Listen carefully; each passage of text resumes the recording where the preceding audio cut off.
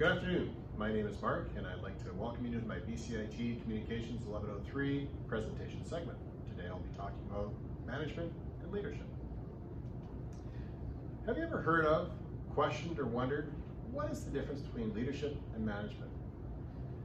Is there a difference? And can you differentiate for me what that difference is? I ask this question because, like you, I once found myself sitting in a job interview facing some tough questions, and one of them was, what is the difference between management, leadership, and which one has more value? Now, common misperception is leadership and management are one and the same. But after that interview, I found myself looking it up because I just needed to know what the difference was. I'd like to share that with you now. But to begin with, I found there's a number of commonalities between a good leader and a good manager. The first of it is the ability to establish goals. Good managers and leaders set what the objectives are to be obtained. They also have the ability to plan and implement those plans. Next, they're going to track the progress, be able to make changes on the fly. A good leader and manager also has the ability to think strategically because they need to be thinking about what's next for the organization or the individual. Where are we today? Where are we going to be tomorrow, next week, next month, and so on. Next, a good leader and a good manager has flexibility in how they function. Who has not been frustrated with a manager that was just rigid and had zero flexibility to the way that they conducted their business?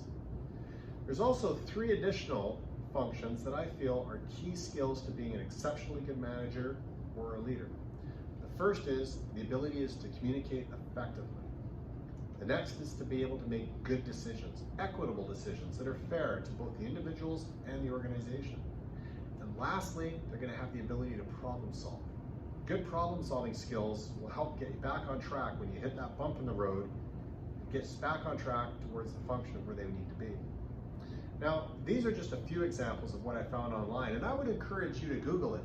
I had over 322 million responses when I Googled similarities of management and leadership.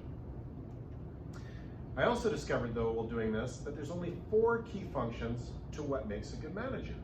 A good manager has the ability to plan, organize, lead, and control. If you can do those 4, by definition, that makes you a good manager. So then what makes a good leader? Well, there's 8 key functions to being a good leader. The ability to listen and support, be able to motivate, conflict management, manage changes, be able to delegate, lead a development culture, and lastly, being able to coach and mentor others. Now you're asking yourself, wait a minute, that's only 7, and you'd be correct. There is an 8th core skill to being a good leader, and that is the ability to raise other people up. Now, how do you do that? That is done through the ability of empowering people. When a good leader empowers the people who follow them, they lift them up to want to be better. And the results of this, you end up with higher productivity. You end up with a great culture of creativity. You also have motivated employees who want to succeed, not just themselves, but the organization, because they don't want to let you down because you put trust in them. This in turn boosts your reputation and also provides higher trust in your leadership. Now, when we talked about it, there's management and leadership. My question is which one would you put more weight into? Because by definition, a manager is somebody who is responsible for controlling an organization, a group, or a set of entities to achieve a particular objective. So they're focused on just one thing. Whereas leadership is the ability of an individual to influence, to motivate, and enable others to contribute to an organization's success. So these are the 2 definitions between the 2. And I'd be curious to know which one you feel would be the attribute that you would like to be. Now, you ask yourself at this point, I want to be a leader, how do I get there? Well, I'd like to share with you some key features that you can work on to improve your leadership skills. The first is be intentional. Have purpose in what you're doing, know what your goal is. Find your weaknesses. We all know what our strengths are, but when you can identify your weaknesses as a leader, you can work on them and make them into strengths. Leadership is about development, both personal and for other people. Share your vision. This leads back to communications that we talked about. You need to communicate what your vision for the organization, what you want to achieve, what's the objective. This way other people understand it and they're willing to work towards it. Invest in others. Listen to people.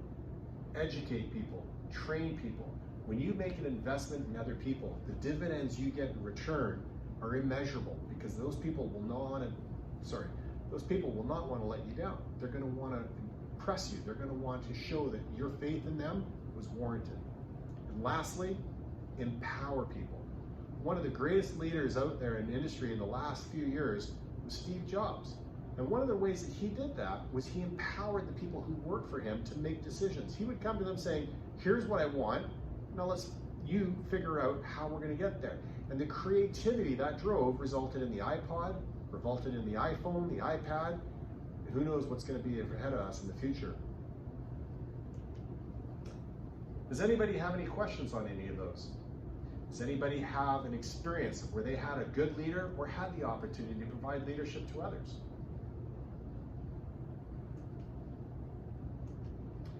In closing, I'd just like to remind everybody that leadership is about development of others, but it's also about development for yourselves.